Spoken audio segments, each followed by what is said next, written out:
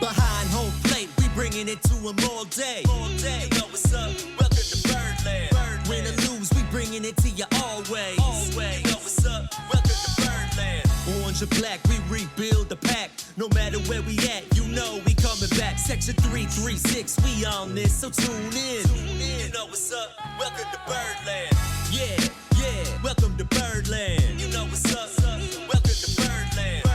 Now, here come the boys from Section 336. Ladies and gentlemen, boys and girls, Baltimore sports fans of all ages, welcome to Section 336. I am your dearly listening host, Matt Soroka.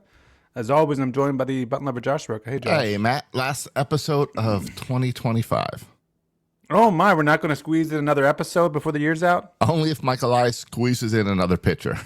Yeah, absolutely. We're not gonna do a special extra episode previewing the Ravens-Steelers matchup. I mean, I'm glad there's another game that matters. Are you, though? I don't know. Don't you feel like, I feel like as a Baltimore sports fan, this year I have been tortured enough, and this feels like one last little thing to torture me with just end out the seasons of the Ravens and Orioles. This year has been enough to frustrate me to get on and off of the fire Harbaugh trains and the get rid of Lamar trains. Yeah. That I end up this season have been frustrated with both of those guys enough that part of you wants like just the season to end because you sneak into the playoffs and everything's okay.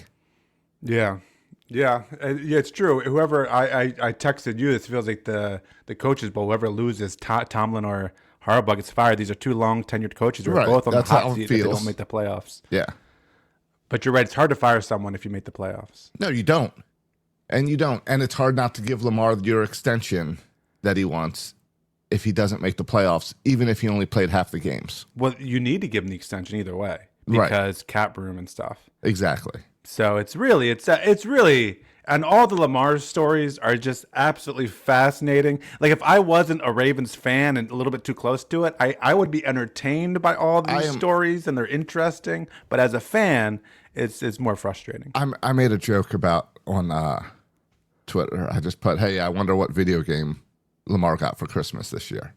Yeah. And I got people messaging me, that story's fake, that's all lies. And it's like, no, guys. Like we all have been frustrated and hate things Preston has wrote in the past. Preston's a well-known established hater. He's a hater. He's a hater. He drinks the haterade every morning. Sun for 25 years. It's not like it's not some guy that just makes things up. There's at least a little bit of truth. He may expand it, but there's always a little bit of truth in these stories. Yeah. But remember, we ripped the video game systems out of our locker room because they were too much of a distraction. And Lamar made it sound like he was the leader that made that call to get him out. Yeah, he did. The ping pong tables, all of his, Lamar got them out. Right. He said it was. He didn't make it sound like he said it was. Well, no. He said it was. Yeah. What he didn't tell us is that he was the one distracted. Oh, you think he was the one distracted that did it for him? I mean, if he's up late, if he is too tired coming to practice and meetings that he is falling asleep or starting to doze out because he was up all night playing video games, I'm guessing that's what he does in the clubhouse too. Here's what I don't understand though, Josh. Here's the other part of it though. To just get to his level, I was watching, it's wild where the NFL is right now because there's so many like third string quarterbacks in there. And if you watched over the holidays, some of these football games with the Vikings and stuff, these third string quarterbacks. Well, even the Ravens game. Yeah, even the Ravens game.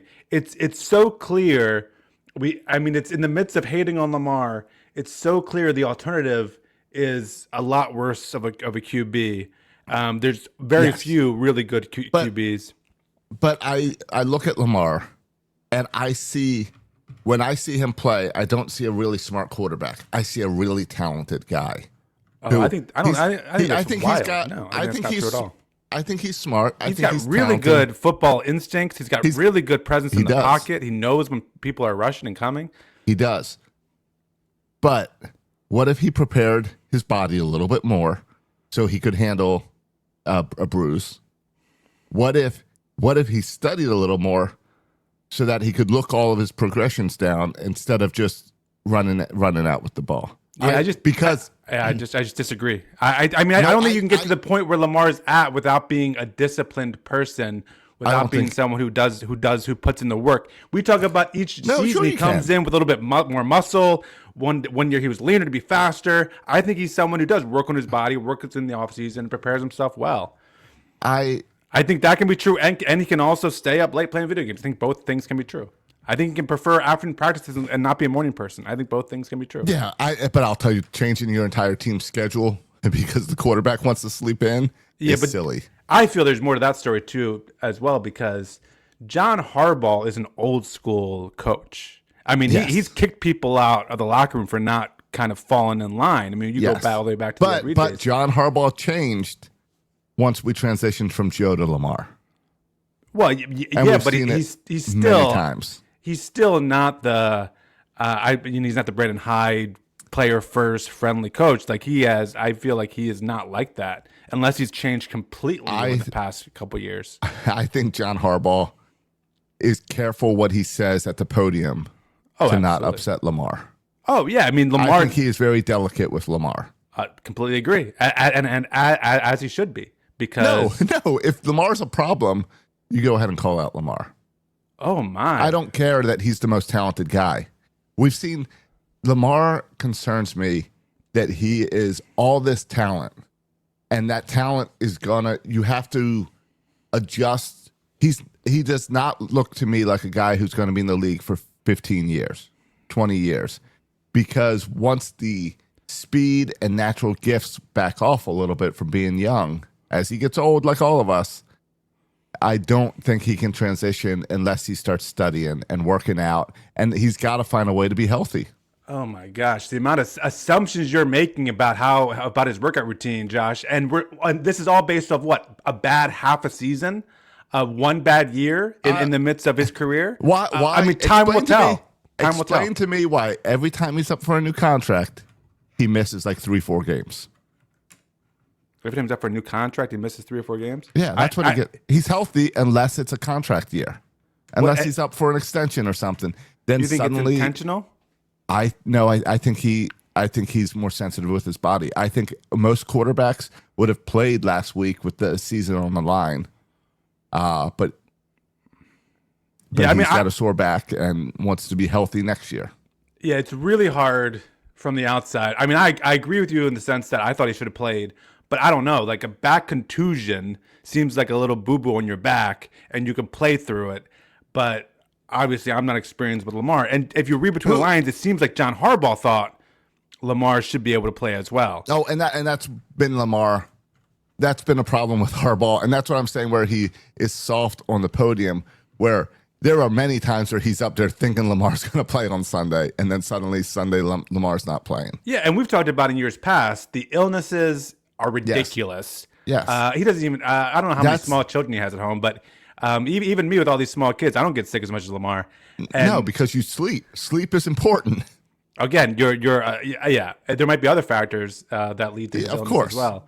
But the reality was you can excuse missing practice or missing even a game or two if you're playing at an elite level. The problem is Lamar, the only reason all this stuff is coming out now is because Lamar has struggled this year. And then it all falls apart when you have a little bit of struggle. Yes. That's my point as well. Yeah, but the reality is the Ravens can't move on from Lamar. No. It's Lamar's their guy. They can move on with Harbaugh. They can make that decision, but Lamar's there. Yeah, we're recording this on Monday morning. And part of me wants to flip on over to go on my phone and pull up Baltimore Sports Talk. Because I'm seeing it online of people saying, well, we need Huntley to start next week. And it's like, no, that's Huntley not played the really answer. well. Huntley played really well. Huntley played well. Oh, do we need to give the ball more to Henry, even when Lamar's back there? Yes. Yeah, yes. I think why people want Huntley, and I'm a little bit on that camp too, is just because it forces John Harbaugh to give Henry the ball 30, 40 times. Because he knows he doesn't have Lamar there. Correct. And we want that. Yeah, so just if they could have Lamar Jackson play with the game plan as if Huntley's in there, that would be ideal. Right. Now, they tried to get cute once in a while and be like, all right, Henry's off for this set of downs, so we're going to let Mitchell in there. And that didn't work, but they made the decision to bring Henry in on some of those close plays when they needed it. Yeah, the so problem that was was a big improvement. problem was 2 weeks ago, they had this stupid script where a series Henry would have it and a series Mitchell would have it. Which Matt, that's how you coach Little League. Yeah. That's okay, you get this in and I'll take you switch to next inning. This isn't how you do the NFL. Well, and maybe the first quarter you have that script or something. And then when things get real, things get serious, like you go with the better player who's playing better. It's not hard. It's obvious stuff. So, and if the Ravens lose, we're going to look back on that game 2 weeks ago and say, and well, I mean, I feel like this year, if we played in any other division, right, we'd already be out of it. So this is Harbaugh's been given 1,000 lives this season to save his job, and here's one more time. I don't even know if getting the playoffs will save it. I think he might need to win a game or two in the playoffs too. I don't know. I honestly don't know how much of the hot seat Harbaugh's on, because I already see the excuses. The excuses are the same as last time Harbaugh was on the hot seat. Hey, Lamar wasn't healthy. If your quarterback's not healthy, you have issues. I am turning around on Zach Orr on the defense. I think as the season's gone on, the defense has gotten better. Yeah, I agree. So I'm okay with him there, where I did not like that early in the season and was concerned. Yeah, your boy Bashadi's a pretty loyal guy too. So it's going to take a lot to get him to fire Harbaugh. He is. Remember, I had the conversation with him about firing Billick and how hard it was for him to fire Billick. Yeah. All right, well, we're on here to talk Orioles. Sorry, we got a little distracted. Hey, you know what? It's the most Ravens we've probably talked this year. Yeah, and it is. I mean, this season has been so just compelling, just from a outsider standpoint.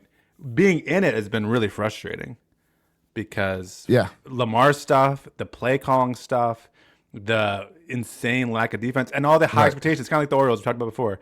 The expectations were there. And maybe, and listen, Josh, you after I was talking trash after the Browns won, saying, okay, this is just another chance to be disappointed in our group chat there. And Dad called me. He called me and said, why are you being so down?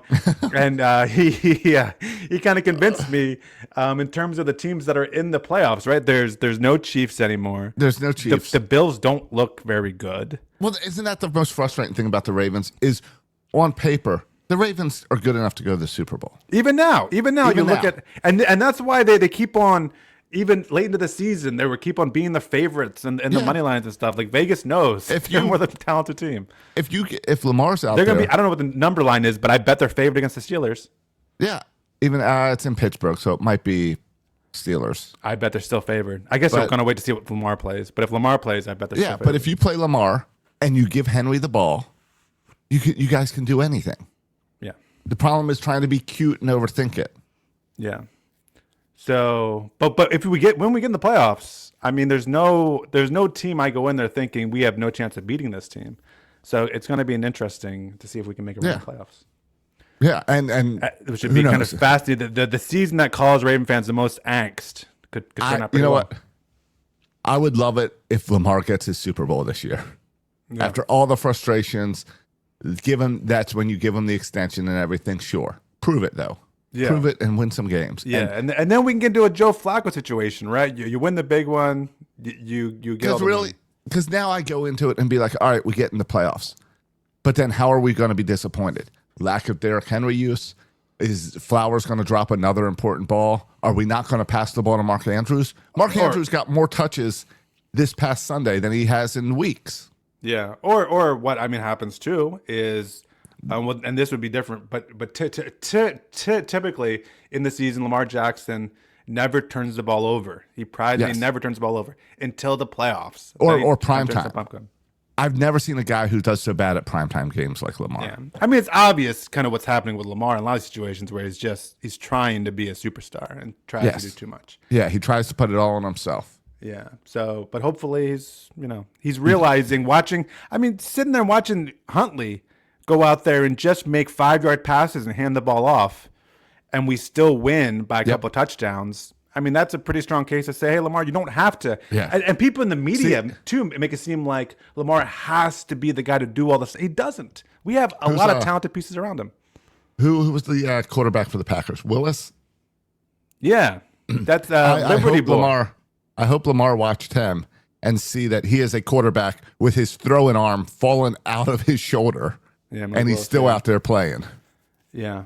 Because, and running. He's running around and too. running. Because I know what they did. They took him to that back room. They gave him a cortisone shot in that shoulder and shot him up and got him back out there. You know they have the same painkillers for a back contusion. Okay, yeah. But in Malik Willis's defense, he is a backup playing for his career right now, as opposed to understand that. Lamar Jackson, who is just trying to get to the next payday. Yeah.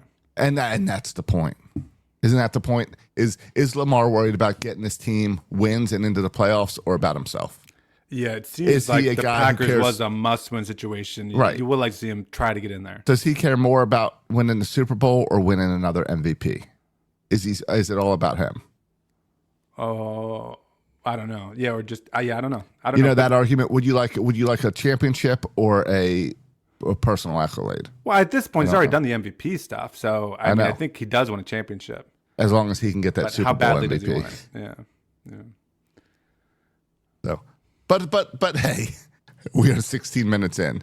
You want to talk about the other birds? Yeah, I mean, last podcast we came on to talk about the offense and the additions to the offense. Now we can talk about the additions, and we said the next shoe to drop was to address the starting pitching. The starting pitching has been addressed. We'll talk about if it's been addressed if we're done here, but we have made some moves to address starting pitching. We have a full rotation. Yeah, we added 2 pieces. Just last night, it was announced that we signed Zach Eflin to a 1-year, $10 million deal. I know the big deal is Shane Baz. Before we get to Shane Baz, though, thoughts on bringing back Zach Eflin? I love it. It seems like it's clearly a 1 year. Like let me, you guys. I wasn't healthy for you last year. Let me come back, give you what I should have given you last year, and prove myself for another big contract from someone else. It's clearly a prove myself year for Zach Eflin, a bounce back year, and $10 million is great. Love it. I think it's $5 million salary, $3 million signing bonus, and then $2 million at the end for the buyout. So it adds up to 10, and I love it. I like Zach Eflin. I like the veteran presence in our rotation, and I like it. That's the veteran who's been around. They do a mutual option, but a $2 million buyout. So like they can both agree to, I guess, go on for another year. Yes. But they really would never do that because why would you? You would always renegotiate. So you just take the $2 million buyout. It's just a weird way to get thing just to get the buyout. Did they get the $2 million buyout? Yeah. But yeah, I agree with you. I mean, what we've seen in Birdland from Zach Eflin is like a tale of 2 Zach Eflins, right? Yeah. When he came over here from Tampa a couple years ago, he was lights out down the stretch. He was our best pitcher. To the point where last year's opening day starter was Zach Eflin. Like we were rocking with him as our number 1 starter. And then last year was a disaster for him because got off to a rough start and a couple stints on the injured list. And then they found out, needs to have surgery on his back. This is why you don't try to play through back injuries, Josh. You just have to stop. Lamar is not a pitcher. So last year was kind of a wash. So I agree with you. It's kind of this no-risk thing. He's not going to be the opening day starter. They're not going to rely on him like that. I don't know in terms of health where he's going to be at come spring training opening day. I think they take it easy on him. I think he's your number 4 starter probably as we go. I mean, we'll go through the rotation in a minute. But I think you're kind of putting him back there and letting him get healthy and work his way up. Yeah, he feels to me last year he was the opening starter. Now he feels like a depth piece. I would even put him as like a 5 or 6. I think he's there as I could see that as well. A depth piece, and it's 1 year, 10 million. It's almost no risk, right? So if he turns back into the 2024 version, I mean that's a steal of a deal. And then if it doesn't work out, well, okay, you gave it a run and you have other options there to go with. So yeah, I like it too. Do you? All right. So we both like that. We like Eflin, but we don't see him as number 1. We see him number 4 or 5. Yeah, 4 or 5 or 6. Like that. Yeah. I agree with that. All right, Shane Baz. The Orioles traded a bunch of prospects. that no one has heard of until they traded them. That's not true, Then Josh. everyone panics of, oh, these were good prospects. A couple of them were first-round picks. It's not true that no one's ever heard of them. You have to follow the minors. The only reason you haven't heard of them is because they were just drafted the year before, so they are 3 to 4 years away. And completely unproven. Right. People hate the idea. And then I feel like they got to be reminded that most major league draft picks never make it to the majors. No, it's true. So we draft a lot. But they traded Caden Bodine, who was the Orioles' number 7 prospect. Yes. They slated DeBron, former number one pick, who was their number 12 prospect. Michael Forret, who some people think is their best, one of their, if not their best pitching prospect. And then Austin O'Verne, and then the competitive balance pick. So essentially a late first round pick or early second round pick, however you think about that.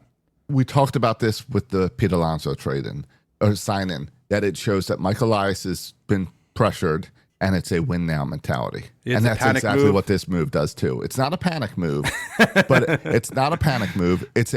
It's a we have to win now.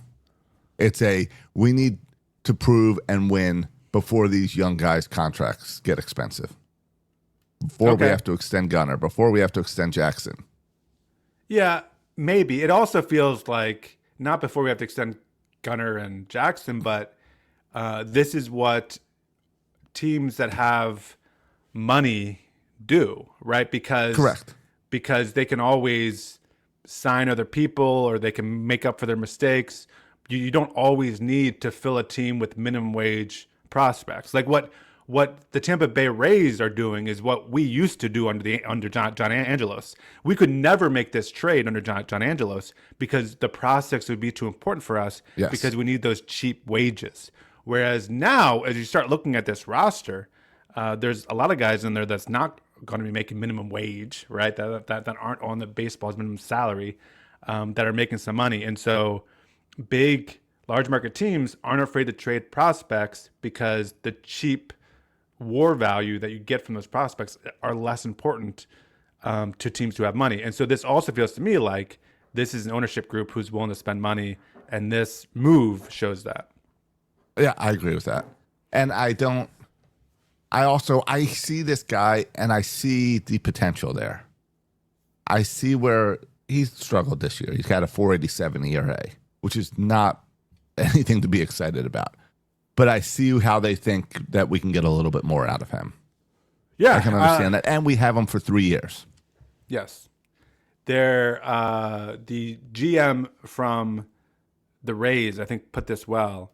The GM for the Rays said, love the person, love the human, and someone that we feel very, very strongly that the best is right in front of him. I think that Baltimore agrees, and that speaks to why the transaction came in at the acquisition price that it did. And so he's coming off injury. He's kind of had injury-ridden year, but he has, no one denies the stuff. Plus 97 mile per hour fastball, good changeup.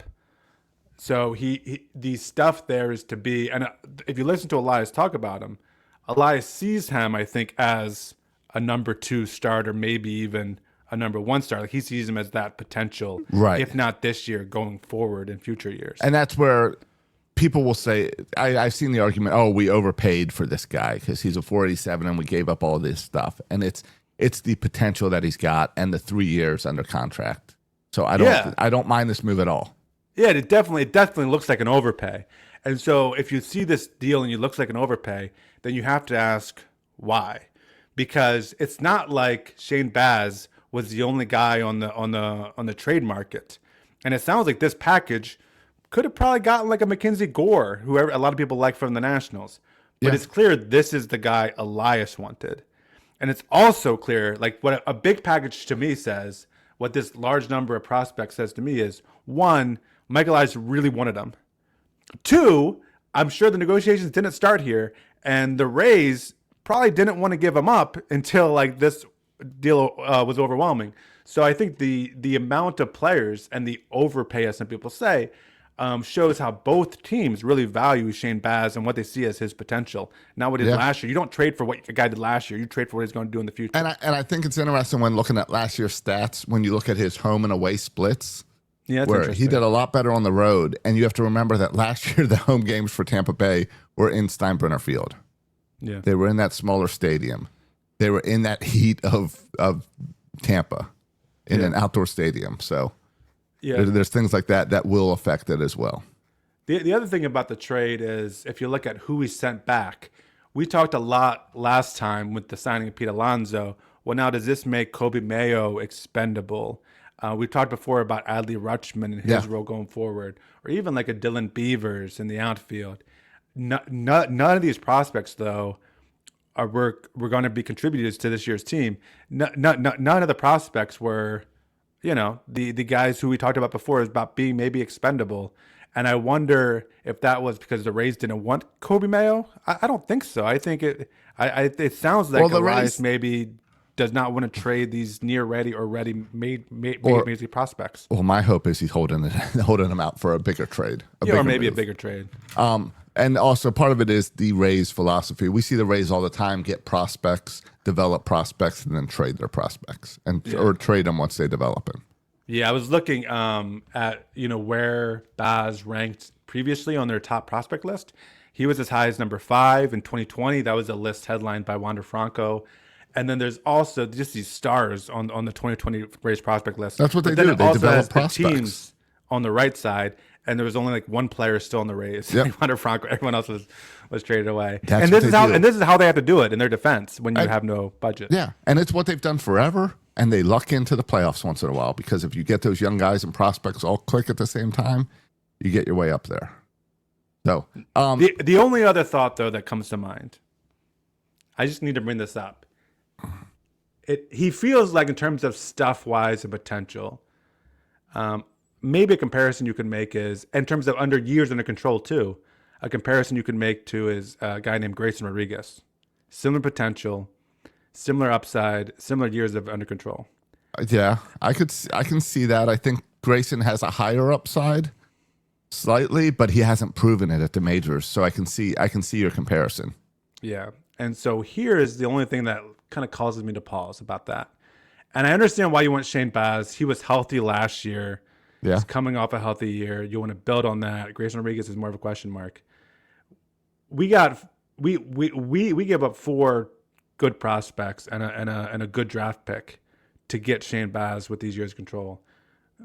We got an outfielder on an expiring contract for Grayson Rodriguez. Yeah. When you look at this, doesn't it feel like we should have gotten more back for Grayson Rodriguez if you compare it to the Shane Baz deal?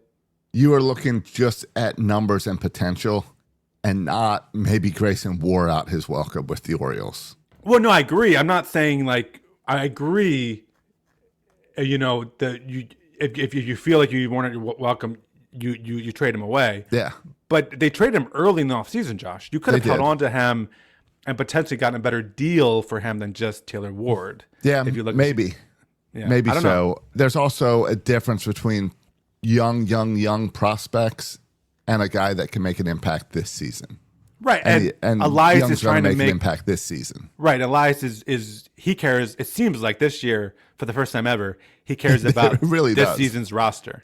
It really does feel like he liftoff has passed and he's now trying to keep the plane afloat. Yeah. Yeah. We're fully into liftoff. Yes. There's no doubt about that. And no one's questioning that anymore.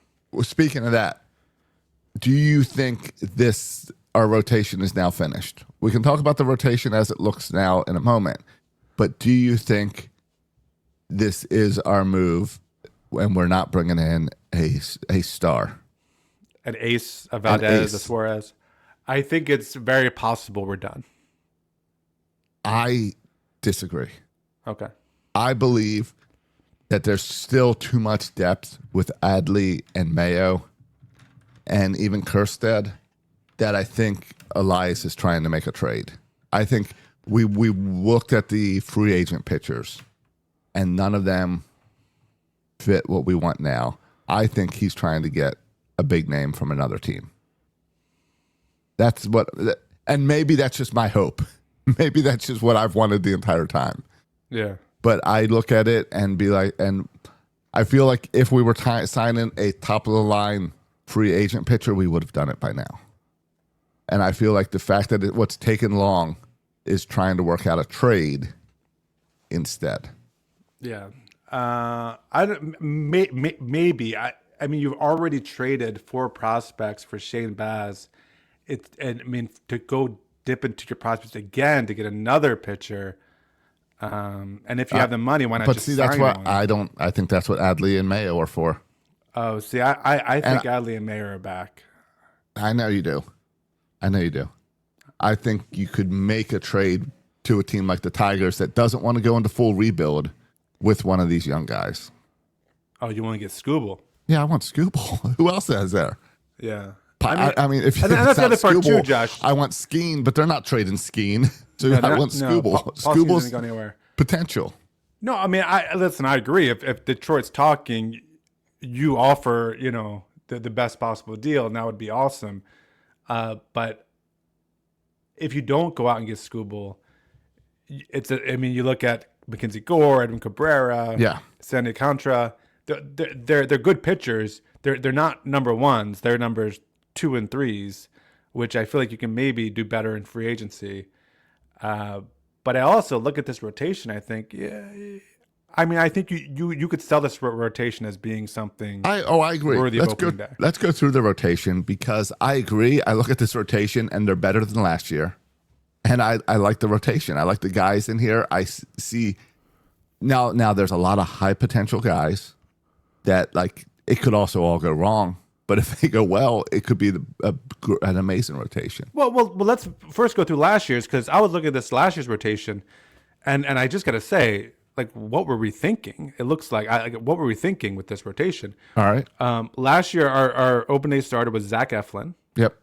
That made sense until the injuries. It made sense at the time, but then a rotation outside of that, we're looking at Dean Kramer, Tomoyuki Sugano. All right, that was a flyer. That did not work. Charlie Morton. I predicted for him to be rookie of the year. He sucked. Yeah. No, he was okay at times. Yeah, he showed a little bit. Morton really crashed. Yeah. And then if you look in terms of Kate Povich is in there too. Okay. He ended up with an ERA over 5.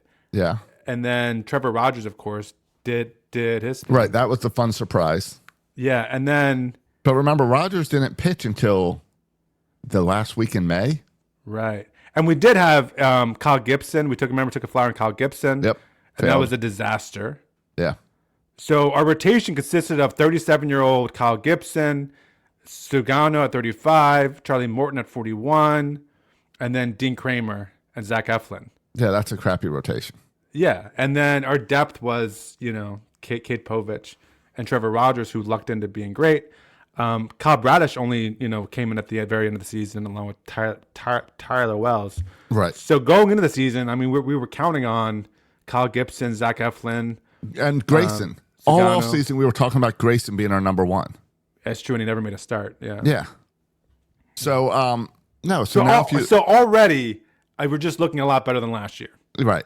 So who's your opening day starter? Who's my opening day starter? Yeah, who's the number 1 this year? That's got to be Trevor Rogers after we did. I would think it's Rogers. It's Rogers. You can make an argument for Kyle Bradish. You could, just because he's done it for longer. You could, but I think you have to congratulate Rogers on last season, and be like, we want to see the same from you. And that's where I see Bradish as number 2. Yeah, and a lot of this, Josh, comes down to if you look at just predictions and you look at Steamer or whatever kind of you go to for your prediction models, a lot of them have both Kyle Bradish and Rogers having big regressions this year. Not being terrible, but not being as good as they have been. Rogers last year and Kyle Bradish last year and the year before. And so part of how you think about the Orioles rotation and how you think they'll do is how do you think of Kyle Bradish and Trevor Rogers. Right. When we look at them, I think you and I see them as a solid 1-2 starter that can go up against anybody. I don't know if the rest of baseball is there with us and thinking about them. No, as that I one, don't think too. they are. And I also think the rest of baseball did not watch the Orioles much last season to see what Trevor Rogers truly had. Yeah. Agreed. All right. So, yeah, we got Trevor Rogers, then Kyle Bradish. Yeah. Then I think that's where you put Shane Baz. I think Yep. he's your number 3. Yep, I agree. And then I think I give Zach Eflin the number 4 slot, which then leaves me at that 5th spot of that could be a Dean Kramer, Tyler Wells type situation. And I don't like Dean Kramer. I don't like him in that role. Even though he's probably been our most consistent I know. in terms of innings pitched and just going out there every And fifth day. I think Dean Kramer gets that 5th slot because I think Tyler Wells adds some excitement to your bullpen. Yeah. I would flip it around a little bit. If this is our rotation, Right. and I would put probably Tyler Wells at 4, and knowing that later in the season I could move him to the bullpen and seeing how things go. Yeah. And then I got Dean Kramer at 5, and Zach Eflin. I assume coming back from the back injury, they want to slow play him a little bit. So I think they're going to just see how it works out with him. Maybe extended spring training or something. So you're not We'll see how he pitches. you're not even putting Eflin in this rotation. No, he's number 6 for me. You're putting him start at Norfolk and work out. Yeah, but we do know, and I didn't even list Kate Povich in there with a lot of people like him. No, Povich, Suarez, Yeah, I think these guys who have made impacts last year will just have to be in the pen. Yeah, Stroud. Yeah, I agree. And so, yeah, and there are going to be injuries, right, to the rotation. There will always be. are. And so we'll see what happens there in terms of, I mean, that could be a spot if you have Kate Povich or even Zach Eflin, seeing how his return goes. But yeah, I mean, I feel okay about, I don't feel like this is going to be a dominant rotation, but I feel pretty good about a Rogers, Bradish, Baz, Kramer, Wells, or Wells, Kramer. Right. I Especially feel when pretty good about that. especially when it's looking like our lineup could be the best in baseball right now. Maybe. If things if things don't implode. Well, I saw, I get the emails from MLB.com and they have different headlines. Their latest one, maybe it was a day or two ago, said player from each team most likely to have a bounce back year next year. Well, Gunnar would have to be for the Orioles. What's that? I'd say Gunnar for the Orioles. Have a bounce back? Bounce back. Yeah. I was thinking about, they had Adley. I was looking at it and kind of looking at the numbers. You could make an argument pretty much for every offensive player on the team to have a bounce back. Like, I don't think Gunnar, Holiday, Jackson Adley, wasn't up to potential. Hauser, go through the list. None of them, even go down to Mountcastle, go even Westberg, because he was injured. I think every offensive player could have a bounce back, could be better than last year. I agree. So, yes, I agree their offense can be elite, but it also assumes that Gunnar is the Gunnar of 2 years ago. Yes. And that Jordan stays healthy. Jackson and takes that the Jackson next step. takes the next step, and that Hauser figures himself out. So, yeah, it has the potential to be.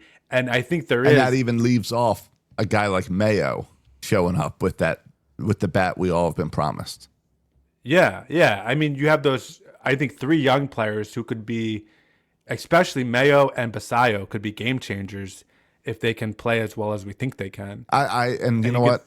I'd put Beavers in there as well. You can put Beavers in there too. And so certainly the offense has the potential to be one of the best in baseball. Yeah.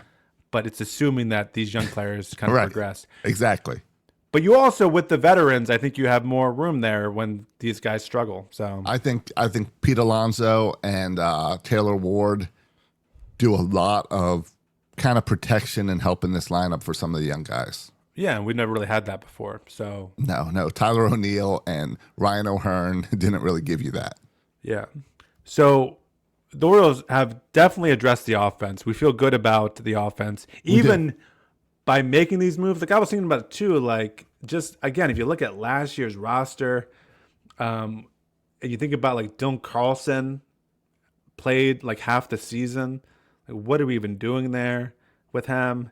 And we think about just some of the other players who, like, we were counting on Kerstead, and that turned into be a bit of a disaster.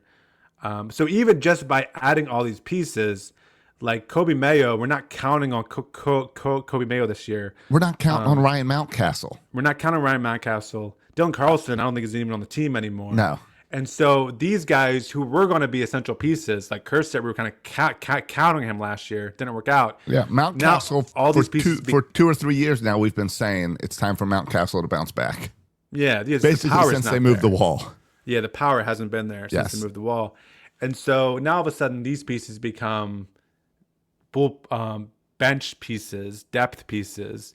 And so now we're not going to see these guys you never heard of starting 50 games in the outfield. Correct. I just don't think we're going to see it. No, I think we have a decent outfield with Ward and Cowser, Beavers, and of course you got O'Neill. I was going to say you got to put Tyler O'Neill in there at least on opening day. Yeah, and I read this somewhere, someone, or maybe I listened to it or read, I forget where I heard this, but someone mentioned the idea of putting Kobe Mayo in a corner outfield spot too, just because there's not room for him at first. I don't know how much time they gave him in Norfolk out there, but yeah, if I was Kobe, I'd be working on something like that this offseason. Yeah, I'd be like, all right. I might be working on it, but also a little bit annoyed. I'd be annoyed that Alonso's here. Well, yeah, and I was a third baseman, and they said, we need to move you to first, and so then he put in a ton of work at first. I mean, they were always talking about how he's the first one on the field, getting extra work in at first, and he put all that work in first, and then just to have Pete Alonso sign, and now they're going to say, okay, now do that same thing you did last year, now in the outfield. Right, that or just stay up all night playing video games. Yeah, either way. No, you can't do that until you're a superstar. Alonso can do that. Oh, okay, all right. But yeah, I feel good about the offense. I feel okay. I would say I feel okay about the rotation. I'm curious to see if we do make another trade or a signing. I mean, if we can still pull off a Valdez or Suarez, I think this becomes, buy my World Series tickets. I mean, this becomes one of the best rotations in baseball. You bring in a number one and slide all these guys back, and suddenly, it's different. Yeah, having Trevor Rogers as your 2 and Kyle Bradish as your 3. What are we talking about here? Right, we're talking about a World Series. Yeah. So we'll see if that happens, though. I'm not holding my breath. It's interesting that both kind of the elite starting pitchers left on the market have not signed yet. So we'll see. Yeah. Are you disappointed that we gave up our season tickets going into a season like this? Yeah, I think it's gonna be a fun season. Not really, because I live in Macon. So I know. It's hard for me to get there. I am a little bit because of stuff like I want to go up for opening day, and that means I got to go buy tickets off the secondary market or whatever. You don't think there's going to be open seats for opening day? No, not with Alonso signed now. Really? No. I still think we can get pretty much, maybe not opening day, but pretty much any tickets we want, we can be able to get. Oh, I think I'll still get tickets for whatever I want, but it's way easier when I could just call Carlos and get the tickets. Yeah. So no, I'll still be there for the playoffs. Yeah. Josh, are you concerned at all? The Orioles have clearly made an effort to address the offense. They clearly made additions to the starting pitching. We hope they're not done, but we'll see. Outside of Ryan Helsley, in terms of the bullpen, they haven't done anything yet. Do we feel that the bullpen is something the Orioles should and need to address here in the coming days? I'm not worried about the bullpen because we mentioned like 5 starters that we're not going to have room for. And I think they could be good impacts on the bullpen. I think that gives us a long man. I think a guy like Tyler Wells is an excellent setup man, a guy for deep in your ball games. And I think he's proven that. So I think you have that there. You put in a guy like Cade Povich in there as a long relief guy. I think you can make some tweaks and get some of these rotation arms into your bullpen. So I still feel pretty good about the bullpen. All right. Yeah, with no Felix Bautista, then Ryan Helsley becomes your closer. And that's why we signed him. That's why, that's exactly what the point of the move was. That's why it was our only bullpen move. Yeah, and Andrew Kittredge is back there too. Well, he's another bullpen move I guess we made. And there's some question marks. I'm curious to see how they play out. Like how much faith do you have in Cano after he struggled last year? I honestly don't have a whole lot of faith on him. I have. It's at that point where I need him to prove it. Yeah. Where it's like, I know you have the potential, but prove that you can do this. Yeah. I mean, we relied a lot on like Dietrich Enns last year. I know you're a fan of Dietrich Enns, but I wonder about him. Has Sir Anthony signed yet? No, I believe he's still out there. I would like to bring him back. Cubs got Hunter Harvey, which I kind of wanted him, but I did not want that. bring back Hunter Harvey. I did not want that. But I do want Sir Anthony back. Yeah. Yeah, I think I would feel better if we added one more pitcher. I think one more bullpen arm. Specifically, I think we could use, I mean, this is not Sir Anthony Dominguez, but specifically, I think we could use a lefty. Oh, okay. Well, then you can have Danny Coulomb back. Yeah, I don't know what he did. I mean, I remember at the beginning of the year, I think he had like an did ERA pretty of bad. 0 for the first couple of months. Yeah, and then I think he crashed. Okay, because right now the lefties in our bullpen are Dietrich Enns, as I just mentioned, and Keegan Aiken, and I take Grant Wolfram, and that's the list of lefties in the bullpen. all right. Danny Coulomb last year played 40 games with the Twins and got a 1.16 ERA. Oh yeah. He then went to the Rangers for 15 games and had a 5.25. Oh, So trade and struggle. Well, yeah, that's trade and struggle. Ryan Helsley had a similar thing with the Mets when he was traded. So to the all Mets. right. So you know what? Bring Danny back. Why not? Yeah. He was in the twos for when he was in Baltimore. So I could give him another shot.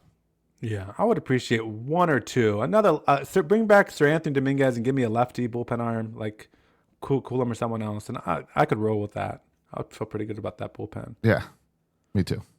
Yeah. Yeah, I was just looking. I just pulled up the Orioles 40-man to look at the lefty relievers. That's how I pulled the name Grant Wolfram. I would never have gotten that name without pulling up the 40-man roster. But you look at catchers in just the 40-man, we're down to Basayo and Rutschman as the only two catchers on the 40-man. And if you look at the infielders, Well, there's that makes no sense. one. What's that? That makes sense. Yeah, I As guess long as so. you're not going to trade Adley. And if you look at the infield, there's no one there that you can take off the list. They all need to be there. Mountcastle and Mayo. Yeah, Alonzo Henderson, Holiday Jackson, Jeremiah Jackson. Curious to see how he has a year he has and what his role is this year too. Kobe Mayo, Mountcastle, Jordan Westberg. I guess Mountcastle would be the most expendable of those guys. Yeah, Mountcastle will be the most expendable. But with every signing, right, you kind of you have to move someone off the 40-man. Yes. And position player wise, we're running out of guys in the outfield. I guess Leodo Taveras, who we signed. Yeah, he'd be your next bubble guy. Yeah, but we're running out of guys. I mean, just our roster is just shaping up really nicely. There was also a nice article on MLB.com about Enrique Bradfield Jr., and he's going to get a spring training. He's already been said he's going to be invited to Major League Camp. He seems, when they kind of reading his quotes, he seemed to be hopeful to have a shot at the squad, if not coming out of spring training early on the 2026 season. So that's going to be another name in the outfield that could be intriguing to watch, Enrique Bradfield Jr., and what his role is. Yeah, that, I agreed. Yeah, because that is, if he can hit, that's the whole big question. If he can hit well enough, that's your answer. Certainly as a extra outfielder, defensive, your Andy Chavez type. Yes. In a perfect world, a center fielder, but Also, your Mateo speed on the bench. absolutely. Your pinch runner, your extra innings. Hey, look who we got at second base now. Exactly. Yeah. I mean, and that's what Mateo played really good defense, but he couldn't hit. He was there for the speed. Yeah. So it feels good at this point, Josh. We're at the end of December here, and I feel like we have a roster that plays. Now, I hope we're not done. I hope we can make an addition, like I said, to the rotation and a couple additions to the bullpen. But even I'm ready to go. Let's. It's a long wait until pitchers and catchers report, but let's rock and roll. Agreed. Yeah. Like it. And I believe we're getting here. And at 2025, every day's closer to baseball season. I believe this week was the halfway point between the end of the World Series and the start of opening day. Oh, really? Yeah, I think that was yesterday. All right. Yeah. And hopefully the Ravens will keep us entertained for a few more weeks to gets closer to spring training. At least one more game. Yeah. To either frustrate us or get us excited and trick us into believing. Yeah. Either way, Judge, it's all right because I'm all into the Atlanta Hawks this season. So I'm watching most of their games. And they got this guy, Jalen Johnson, who just gets a triple-double like every night. So I got that to fall back on. I'm glad you got the NBA. Yeah, Nobody else NBA. cares. Yeah. Hey, some people care on Christmas. On Christmas, I saw a whole controversy of all I saw from basketball people on Christmas Day was nothing about the NBA, just complaining about the NFL. Yeah, NFL. We had the NBA had that one day out of the year just for themselves, Christmas, and then the NFL has to come on take it. Yeah, Those and greedy you know little- what? NBA, prove that you deserve it. Prove that I should watch you.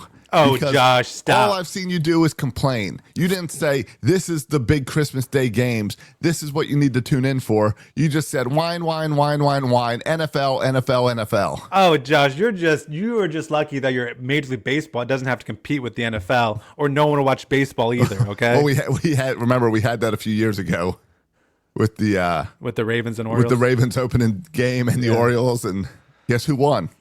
Yeah. The Orioles. Yeah. Got to play their meaningless game. Yeah. But who watched? What were the TV ratings for each of those games? Well, I think it was different times, but I'm sure the NFL got more because the NFL was a the Thursday Ravens night. will always crush the Orioles in TV ratings, Of course. just like they crush the NBA. Well, it's also because there's only 16 games.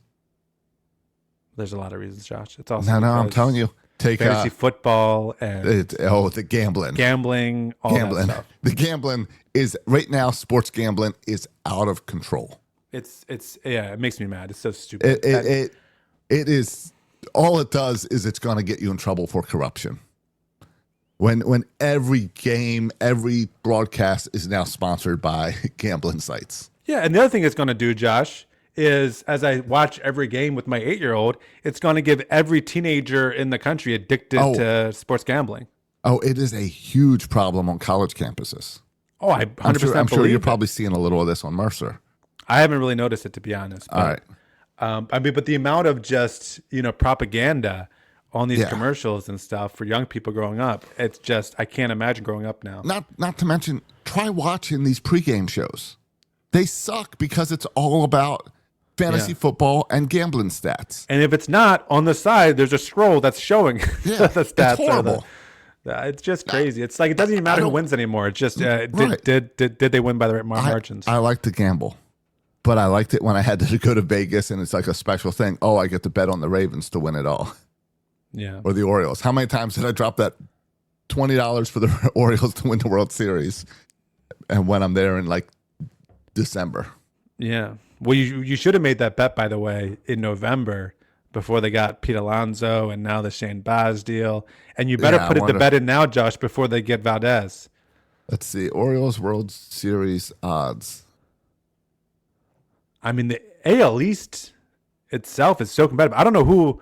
Like, I would assume the Blue Jays have the best odds, then the Yankees, then us, then the Red Sox. But I'm not even sure. It's so competitive.